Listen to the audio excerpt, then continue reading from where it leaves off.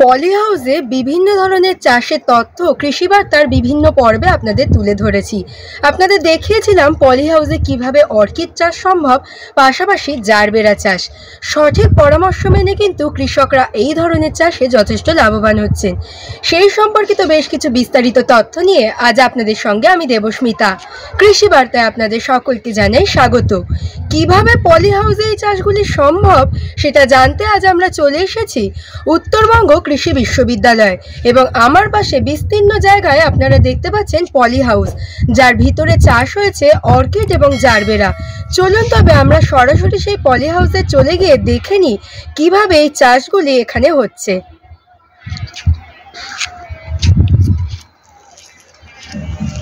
আমরা সরাসরি উত্তরবঙ্গ কৃষি বিশ্ববিদ্যালয়ের পলি হাউসে, যেখানে জারবেরা চাষ হচ্ছে, সেখানে চলে এসেছি এবং এখানে এসে দেখলাম যে বিভিন্ন রঙের জারবেরা কিন্তু ফুটে রয়েছে, যা সারা বছর ধরেই পলি হাউসে করা সম্ভব। স্বাভাবিকভাবেই সারা বছর ফলন হওয়ার জন্য অফ সিজনে কিন্তু এই জারবেরার দাম তুলনামূলক অনেকটা বেশি থাকে।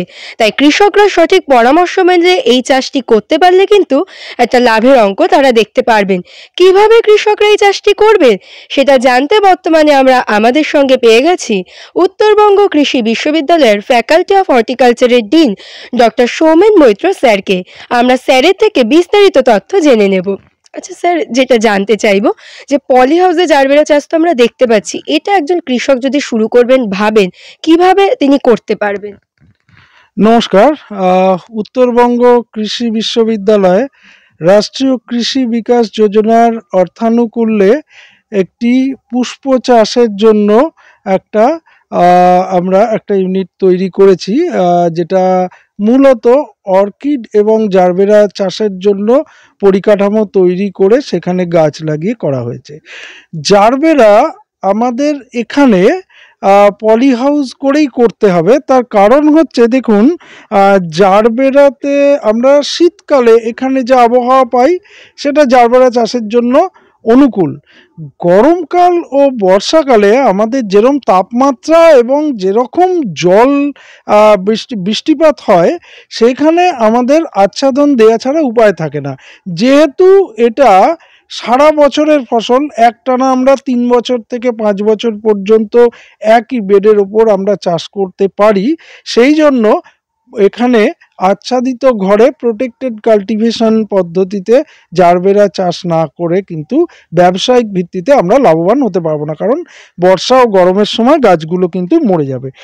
জারবেরার এই যে ক্রাউন অঞ্চল আমরা যেটা বলি, এই অঞ্চলটা অত্যন্ত সেন্সিটিভ আমরা বলি।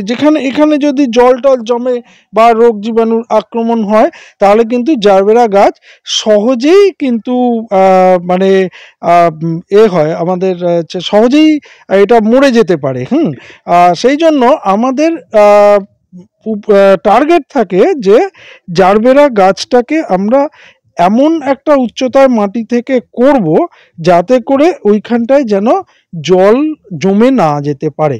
দ্বিতীয় বিষয় হচ্ছে যে জারবেরার এই যে বেড যেটা বলি, এই বেড তৈরি করতে হয় খুব হালকা করে। দেখতে আমাদের মাটির বেড মনে হলো, এর ভেতরে কিন্তু গোবর সার, ধানের তুষ এবং আরও অন্যান্য জিনিসপত্র আছে, দিয়ে মিশিয়ে এই বেডটা তৈরি করা হয় যাতে করে জারবেরার শিকড়গুলো সহজেই এর মধ্যে দিয়ে বিস্তার লাভ করতে পারে। এইভাবে আমাদের হচ্ছে এখানে জারবেরা চাষ করতে হবে প্রোটেক্টেড কন্ডিশনে।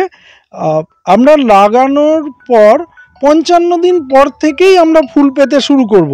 কিন্তু ঘটনা হচ্ছে, আমরা যদি 55 দিন পর থেকে ফুল নিই, তখনও গাছের স্বাস্থ্যটা অতটা ভালো হয় না। সেই জন্য আমরা ওই সময় ফুল আসলে সেগুলোকে ফেলে দিয়ে 75 থেকে 90 দিন যখন গাছের বয়স হয়, তখন থেকে ফুল নেওয়া শুরু করি। এবার জারবেরার ফুল সব থেকে ভালো হবে আমাদের এখানে প্রোটেক্টেড কন্ডিশনে শীতকাল, অর্থাৎ অ্যাকচুয়ালি হেমন্তকাল থেকে শুরু হবে, অর্থাৎ নভেম্বর মাস থেকে ফেব্রুয়ারি মার্চ মাস অবধি আমরা খুব ভালো ফলন পাবো। তারপরে যত বৃষ্টিপাত বাড়তে থাকবে এবং আপেক্ষিক আর্দ্রতা বাড়তে থাকবে, তত হচ্ছে কিন্তু ফুলের গুণমান আস্তে আস্তে একটু একটু করে কমতে থাকবে, কিন্তু প্রোডাকশনটা আমাদের চলতে থাকবে। এবার জুন, জুলাই, আগস্ট, সেপ্টেম্বর এই সময়টা প্রচণ্ড বর্ষা থাকে বলে বাজারে কিন্তু জারবেরা খুব একটা লোকাল জারবেরা কেউ কিন্তু দিতে পারবে না। আমাদের কৃষক বন্ধুরা যদি এই আচ্ছাদিত ঘরে জারবেরা চাষ অর্থাৎ প্রোটেক্টেড কাল্টিভেশন করে জারবেরা চাষ করে সেই সময় দিতে পারেন, তখন কিন্তু বাজারে মূল্যটা অপেক্ষাকৃতভাবে বেশি থাকে।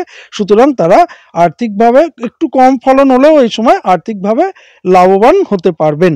তো সাধারণভাবে আমরা জারবেরা চাষ করতে হলে আমাদের এর সঙ্গে ড্রিপ সেচ পদ্ধতি, এই দেখুন এই প্লাস্টিকের নল, এর মাধ্যমে আমাদের ড্রিপ সেচ পদ্ধতি এবং ফার্টিগেশন অর্থাৎ এর মধ্যে দিয়ে প্রবাহিত জলের মধ্যে দিয়ে বিভিন্ন ধরনের খাবার আমরা পারমুটেশন কম্বিনেশন করি, গাছের গ্রোথ দেখি এবং ফুল উৎপাদন ক্ষমতা অনুযায়ী আমাদেরকে খাবারটাকে সেইভাবে প্রয়োগ করতে হয়। এবং এইভাবে আমরা কিন্তু সারা বছর ধরে গাছকে কখনো কম খাবার, কখনো বেশি খাবার, কখনো নাইট্রোজেন কম, কখনো ফসফরাস ও পটাশিয়াম থাকবে, শুধু নাইট্রোজেন থাকবেই না, আবার কখনো নাইট্রোজেন বেশি, কখন নাইট্রোজেন ফসফরাস পটাশিয়াম সমান অনুপাতে প্রয়োগ, এর সঙ্গে অনুখাদ্য অর্থাৎ মাইক্রোনিউট্রিয়েন্টের প্রয়োগ।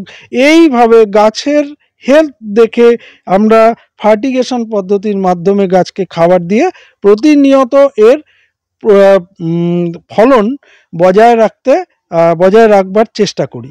এবং এর সঙ্গে আরও একটি বিষয় হলো, সেটা হচ্ছে ফুলের গুণমান। শুধু ফুল হলে হবে না, দেখুন আমরা এখানে দেখুন অনেক ছোট আকারের দেখতে পাচ্ছি, আবার অনেক বড় আকারের দেখতে পাচ্ছি।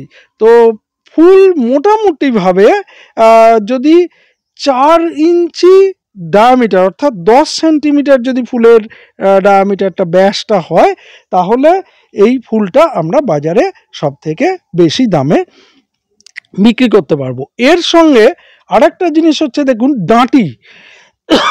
ডাঁটি কতটা মোটা অর্থাৎ ফুলটাকে সে ধারণ করে রাখতে পারবে কিনা, এইটাও আরেকটা গুরুত্বপূর্ণ বিষয়। এই জন্য আমাদেরকে এই ডাঁটি কতটা চওড়া তার ওপরেও নজর রাখতে হয়। সেই জন্য আমরা যখন ফুল তৈরি করি তখন পিরিয়ডিক্যালি আমরা ফুলের গুণমানটা দেখি এবং সেই অনুযায়ী সময়ে সময়ে এই মাসে বা এই সপ্তাহে কিভাবে ফার্টিগেশন পদ্ধতিতে কোন খাবার যাবে, যদি কখনো আমাদের পোকামাকড় ঢুকে যায় বা রোগ জীবাণু দেখা যায়, তাহলে কি স্প্রে শিডিউল হবে, এটা আমরা টাইম টু টাইম আমরা বিভিন্ন সময়তে আমরা হচ্ছে এইটা আমরা সময় সময় পরিবর্তন করে আমরা জারবেরার উৎপাদনশীলতা বজায় রাখার চেষ্টা করি। আর সাধারণভাবে আমাদের এখানে বেশ কতগুলো জাত আছে যেগুলো বাজারে চলে। ধরুন আমি যদি জারবেরা করি, তাহলে একই রকম কালারের ফুল যদি আমি সবটাই করি, তাহলে কিন্তু আমি সফল সেইভাবে হতে পারবো না, কারণ বাজারের চাহিদা হবে বিভিন্ন রকম ফুল দিয়ে বাঁচ। সেই জন্য আমাকে অল্প অল্প করে বিভিন্ন রকম জাত, এখানে দেখুন এই ঘরটিতে 3টি জাত রয়েছে, সাদা সিলভেস্টার, লাল অঙ্কুর এবং এই দুধে আলতা রঙের রোজালিন। এইরকম আরও একটি ঘর আছে, সেখানে আরও কিছু জাত আছে বিভিন্ন রঙের, এবং আমরা সেইভাবে যারা ফুল নেবেন তাদের চাহিদা অনুযায়ী আমরা এইভাবে প্রতিনিয়ত বাজারে ফুল যোগান দেওয়ার চেষ্টা করি। এইটা কি সারা বছরই বাজারে বেশি থাকে? হ্যাঁ, এইটা ধরুন আমি এটা আমাদের দেখা, আপনারাও দেখে থাকবেন বাজারে, যে ধরুন 14ই ফেব্রুয়ারি সেন্ট ভ্যালেন্টাইন্স ডে, এই সেন্ট ভ্যালেন্টাইন্স ডেতে এক একটা জারবেরা একটা প্লাস্টিক জড়িয়ে একটা রিবন দিয়ে বেঁধে 30-35 টাকাতে পর্যন্ত বিক্রি করা হয়, তাকে সুদৃশ্য করে তুলে। আবার নর্মালি যখন আমরা বিয়ের সিজন থাকে, তখন আপনি বাজারে যদি জারবেরা কিনতে যান, তাহলে 15 থেকে 20 টাকার কমে আপনি এক একটা জারবেরা পাবেন না। আবার জুন জুলাই আগস্ট সেপ্টেম্বর যখন বাজারে জারবেরা পাওয়া যায় না বললেই চলে, এবং ব্যাঙ্গালোর থেকে তারা জারবেরা বাজারে যেটা নিয়ে আসেন তারও গুণমান খুব একটা যে এখনকার শীতকালের ফুলের মতো তা নয়, কিন্তু তখনও দেখা যায় এর দামটা, মূল্যটা অনেক বেশি থাকে, কারণ তখন অ্যাভেলেবিলিটিটা কমে যায়। জারবেরা ফুলের বর্তমানে বাজারে সারা বছরই একটা স্টেডি চাহিদা লক্ষ্য করা যায়। আচ্ছা স্যার, আমরা তো এই কৃষি বিশ্ববিদ্যালয়ে জারবেরা বাগানটা দেখছি, তো উত্তরবঙ্গের কৃষকদের মধ্যে জারবেরা চাষের চাহিদা কতটা বেড়েছে? এখন দেখুন, এই ধরনের চাষগুলো একটু ব্যয় সাপেক্ষ। প্রথমেই এরকম একটা প্রোটেক্টেড স্ট্রাকচার, হ্যাঁ, আচ্ছাদিত ঘর তৈরি করতে হবে।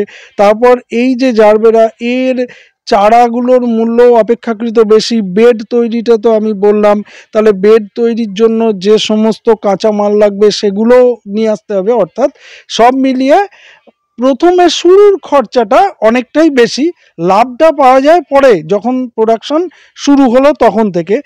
এই এর জন্য, এই বেশি ইনভেস্টমেন্টের জন্য এখনও অবধি ব্যাপকভাবে জারবেরা কৃষকদের মধ্যে চাষ লক্ষ্য না করলেও আমরা মাঝে মধ্যেই কিন্তু দেখতে পাই যে কৃষকেরা নতুন নতুন জারবেরা বাগান তৈরি করছেন, এরকম ছোট ছোট পলি হাউস করে।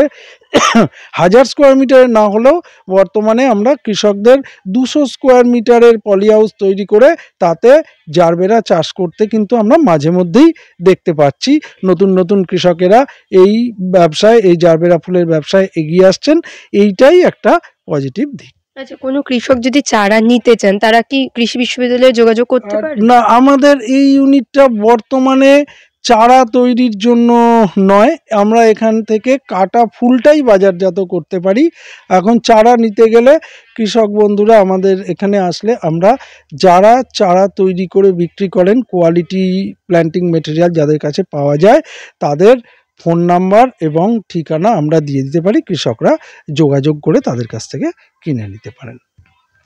জারবেরা চাষের ক্ষেত্রে কি কি গুরুত্বপূর্ণ দিক মাথায় রাখা দরকার সেই সম্পর্কিত একটি বিস্তারিত ধারণা কৃষি বার্তার আজকের পর্বে আমরা আপনাদের জানালাম, এবং এই চাষটি সঠিকভাবে পলি হাউসে করতে পারলে কিন্তু কৃষকরা সঠিক পরামর্শ মেনে করলে একটা লাভের অঙ্ক দেখতে পারেন। তাই আপনারা যারা ভাবছেন এই চাষটি শুরু করবেন তারা অবশ্যই কৃষি বিজ্ঞান কেন্দ্র, উদ্যান পালন দপ্তর এবং কৃষি বিশ্ববিদ্যালয়ে যোগাযোগ করে সঠিক পরামর্শ মেনে এই চাষে এগিয়ে আসলে আপনারা লাভবান হবেন বলে আমরা আশা রাখছি। এরকম আরও নতুন নতুন তথ্য জানতে অবশ্যই আমাদের কৃষি বার্তা চ্যানেলটিকে সাবস্ক্রাইব করে বেল আইকনটি প্রেস করে রাখুন, যাতে সবার প্রথমে নোটিফিকেশনটি আপনার কাছেই পৌঁছে যায়। নমস্কার।